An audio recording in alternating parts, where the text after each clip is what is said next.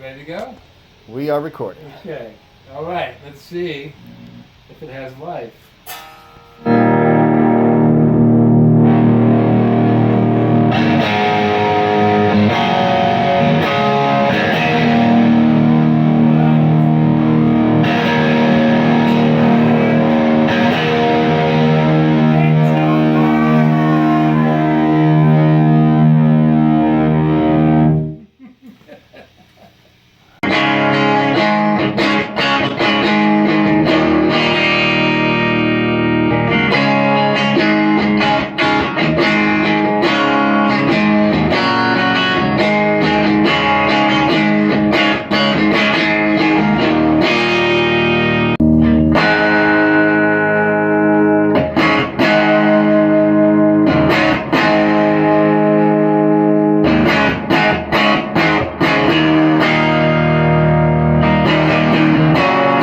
My all-roasted swamp ash and maple Warmoth Telecaster is done, and it is spectacular. I played a gig with it 6 hours after I got it. I played 2 other gigs since. It's the beginning of April now, and I could not be happier with the performance of this lady. I work at a backline shop, so I've been able to play over the last 15 years of working in the music business every type of guitar there is, every major one anyway, Fender, Gibson, Paul Reed Smith, and they're all great, but I really wanted something that could replace the Les Paul, which I've been playing for the last 500 or 600 gigs. I love it, but I want something lighter that can rock and still deliver when I need it. And I found I love the Telecaster. I love the sound, but sometimes the top end crackle and the bit of a muddy low end doesn't work on some of the songs I needed to play. I play 80s music, and the Tele sound is good for about 65 or 70% of everything we play.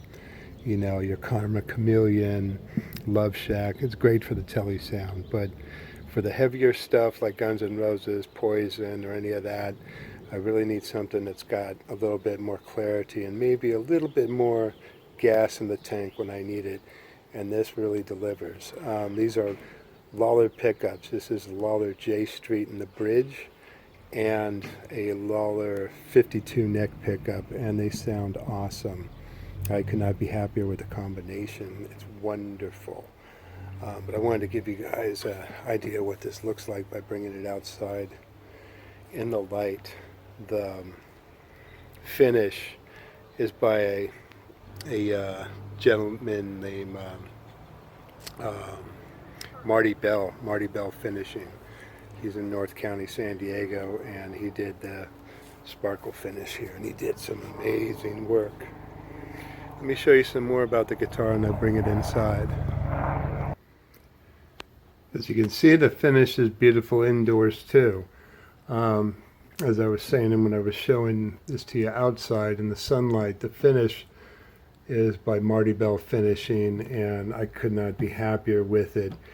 It is absolutely beautiful. It's deep dark pink, it's purple, it's a combination of the two. It looks like a solid color sometimes. It sparkles like the entire guitar is covered in diamonds in bar light. It's just, I could not be happier with the finish.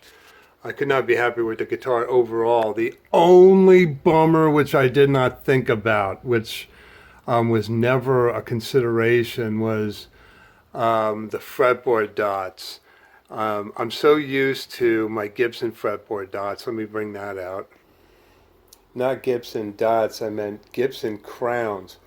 I've been playing my Black Beauty for so long, and now this Loner Gold Top. I'd never really thought about how easy it is to see the fretboard on a Les Paul with these huge inlays, and even the side dots are pretty well marked. I'll show you here with Love Pink Tele here.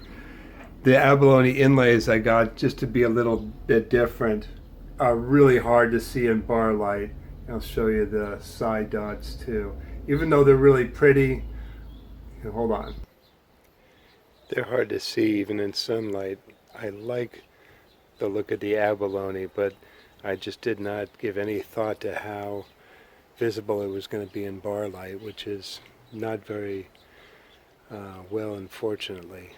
But that could be remedied several different ways. We'll work on that. Let me hang this back up inside so I can give you a better look at this guitar. It's wonderful. The whole guitar was put together over a 5-month period by me just acquiring the best parts I could to build the ultimate Telecaster. I really wanted to cut down the bright sparkle of the top end and the muddy low end, and that's exactly what this guitar does, and I'll show it to you in subsequent videos. But right now, the wiring harness was put together by the Repair Zone in Kearney Mesa. Fred and his guys have been doing my guitars for 20 years, and they do every pro in town, so highly recommend them. They also, put together the bridge, and they recommended the Lollar pickups for me too. The Pickguard is from pickguardian.com. It's custom silver sparkle pickguard, and that's nice and sturdy and awesome. It was expensive, but it was worth it. About $60, including shipping. Up here on top, I've got Spurzel tuners. I have them on my Les Pauls, and I'm very happy with them. So I thought I'd put them on the Telecaster, which that means is you don't need a string tree, but you can do freaky effects by bending behind the nut, which is fun. The last touch, and an awesome touch, since this is a signature guitar, I thought I would make it a signature Telecaster officially by having a custom neck plate made. And this was done by a man named Martin at CalFabric on Etsy. Only $30 including shipping. I sent him a crappy scribble of this design here, and he had a proof to me the next day. As soon as I paid him, he had the final proof to me within 30 minutes. As soon as I approved it, he had it in the mail with the tracking number within 45 minutes after that, so highly recommend it. The signature guitar is here, and could not be happier with it, folks. All roasted. It comes in at 6 pounds, 14.9 ounces. Boy, really light.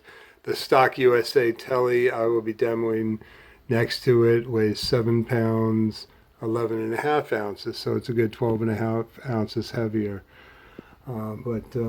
Anyway, could not be more thrilled with the performance and sound of this axe. More videos coming. Cheers, everyone. Be safe.